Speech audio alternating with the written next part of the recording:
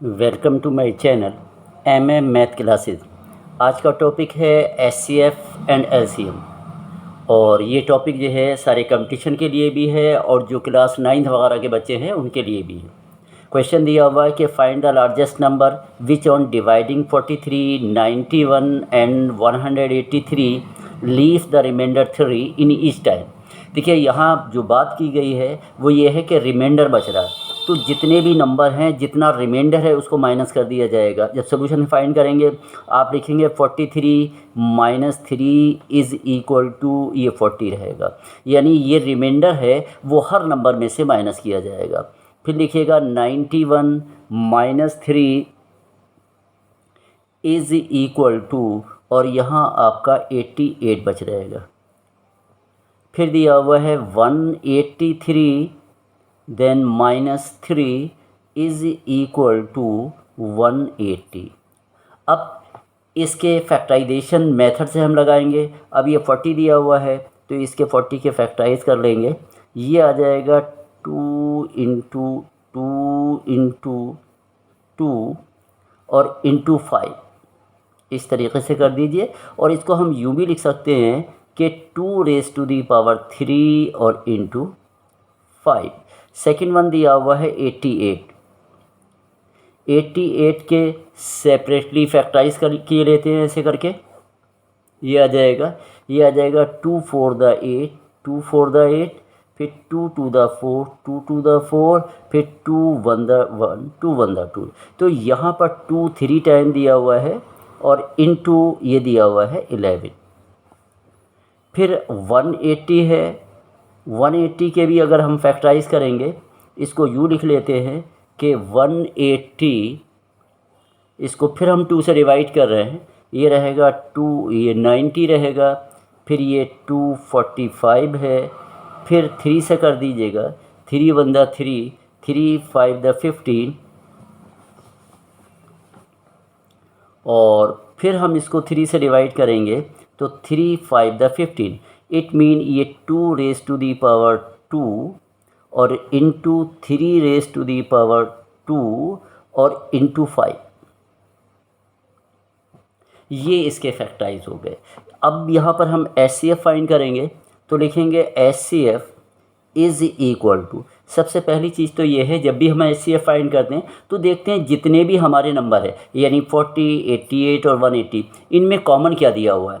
तो अगर हम देखें यहाँ पर भी 2 है, यहाँ पर भी 2 है और यहाँ पर भी 2, हर जगह 2 नज़र आ रहा है, तो 2 सब में कॉमन है। और फिर 2 की पावर देखिए, एचसीएफ के लिए हम लीस्ट पावर यानी सबसे छोटी पावर कंसीडर करते हैं। यहाँ 2 रेज़ टू दी पावर 3, ये भी 2 रेज़ टू दी पावर 3, ये 2 रेज़ टू दी पावर 2, तो आप 2 रेज़ टू दी पावर 2 ले लेंगे।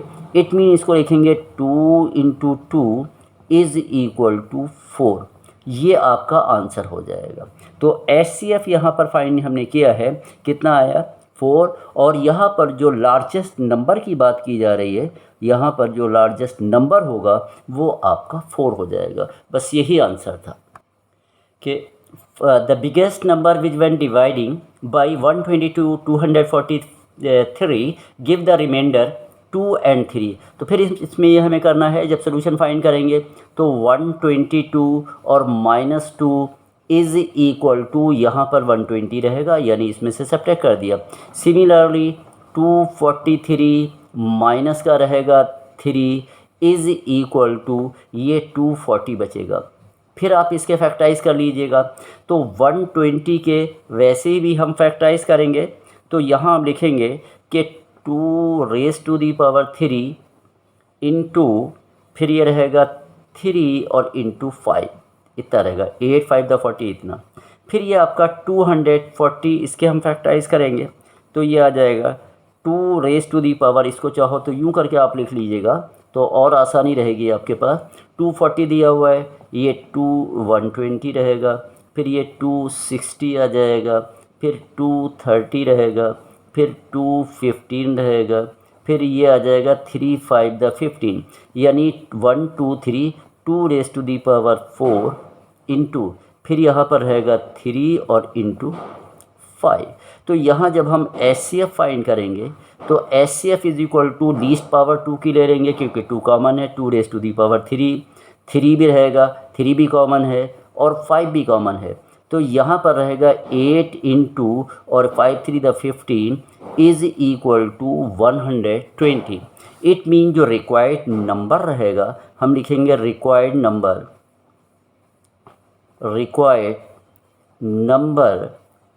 इज़ इक्वल टू 120 और ये हमारा आंसर रहेगा। तो यहाँ पर दो, पहला केस था उसमें सिर्फ हर नंबर में से 3 माइनस करना था, इसमें दोनों नंबर डिफरेंट थे और डिफरेंट माइनस। अगला क्वेश्चन है question number 3, find the smallest number which one divided by 8 12 80 leave a remainder 6। तो यहाँ पर रिमाइंडर जो है वो 6 रह रहा है। आपके पास जो नंबर दिए हुए हैं वो ये 8 है, देन 12 दिया हुआ है और ये आपका 14 है। तो इसको हमें कैलकुलेट करना है। तो यहाँ जब हम 8 के फैक्टराइज करेंगे तो लिखेंगे 2 इंटू 2 और इंटू 2। सिमिलरली जब 12 के फैक्टराइज करेंगे 2 इंटू 2 और ये इंटू 3 रहेगा।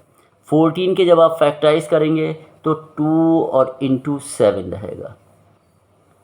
अब यहाँ पर जब हम एलसीएम फाइंड करेंगे इनका, तो एलसीएम इज इक्वल टू, किस तरीके से हम एलसीएम फाइंड करते हैं, एलसीएम में ये रहता है कि जो नंबर कॉमन हो उनमें ले लीजिए। देखिए एक 2 कॉमन ये मिलेगा, इस इंटू लगाइए, और एक 2 हमारा कॉमन ये मिलेगा। जो कॉमन मिले वो भी लीजिए और जो कॉमन से छूटे वो भी, फिर ये 2, इसी तरीके से 3 और ये रहेगा 7। तो 2 टू द 4 ये रहेगा 4, यानी 4 टू द 8 और 3 7 the 21 is equal to 8 1 the 8 और 8 टू द 16। यानी इसका एलसीएम जो है 168 आया है, 168। और जब हम रिक्वायर्ड नंबर फाइंड करेंगे ये आ जाएगा required number is equal to 168। और यहाँ पर एलसीएम में जो रिमाइंडर रहेगा उसको यहाँ पर हम ऐड कर देते हैं। तो 8 6 14 4 ये आ जाएगा 174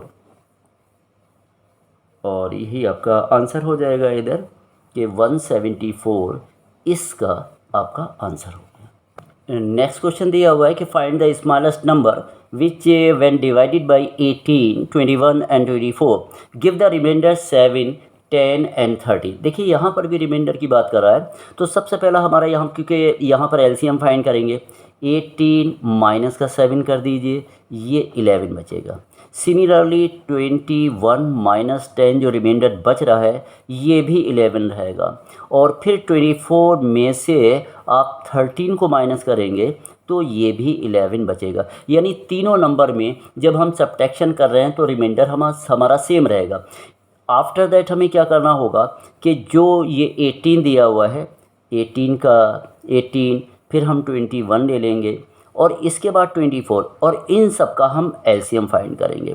तो 18 को हम लिख देंगे कि 2 इंटू 3 इंटू 3, यानी this can be written 2 into 3 square. और इसको हम लिख देंगे कि 3 इंटू 7। फिर 24 है तो ये आ जाएगा 2 इंटू 2 इंटू 2 और इंटू 3, यानी 2 रेज़ टू दी पावर 3 और इंटू 3। अब जब एलसीएम यहाँ से हम फाइंड करेंगे, एलसीएम इज इक्वल टू, यहाँ 2 की पावर 1 है और यहाँ 2 की पावर 3 है। जब हम एलसीएम लेते हैं तो हाईएस्ट पावर, देखिए पहले 2 ले लीजिए तो यहाँ 2 की पावर 3 ये ले लिया, फिर इंटू आप लगा दीजिएगा। यहाँ 3 की पावर देखिए, 3 की पावर 2, 3 की पावर 1, 3 की पावर 1, तो हाईएस्ट पावर एलसीएम में कंसीडर की जाती है, ये आ जाएगा 2। और एक जो 7 बचा हुआ है, यानी यहाँ पर जो कॉमन है वो भी लेते हैं और जो कॉमन से बच रहे थे उन नंबर को भी लिया जाता है।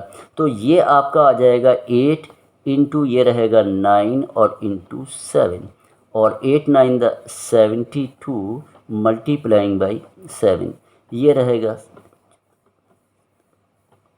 504। ये आपका यहाँ पर 504 आया है, लेकिन वो रिमाइंडर जो दिया हुआ था, अब जो रिक्वायर्ड नंबर होगा हम लिखेंगे रिक्वायर्ड नंबर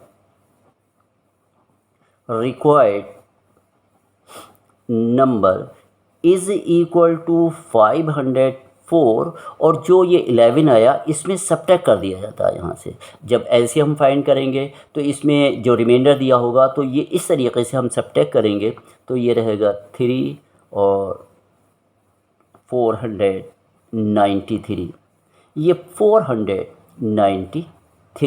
तो मोस्टली एलसीएम में यही 4 टॉपिक होते हैं जो मैंने आपको बताया है कि इसी तरीके से आपको सॉल्व करना है और यही मेन टॉपिक होते हैं। बाकी तो वो फैक्टराइजेशन आप लोग कर लेते हैं, लेकिन मेन चीज़ें ये है कि हमें कहाँ पर सब्ट्रैक्शन करना, रिमाइंडर का हम क्या करेंगे। तो ये पूरा मेरा टॉपिक कंप्लीट हो चुका है। आगे अगले में कुछ और दूसरा टॉपिक देखेंगे या अगर कोई इंपॉर्टेंट हमें क्वेश्चन और दिखाई देंगे उसके बाद करते हैं। अगर वीडियो पसंद आए तो इसको शेयर करिएगा, लाइक कीजिएगा और सब्सक्राइब भी कर दीजिएगा। Thank you.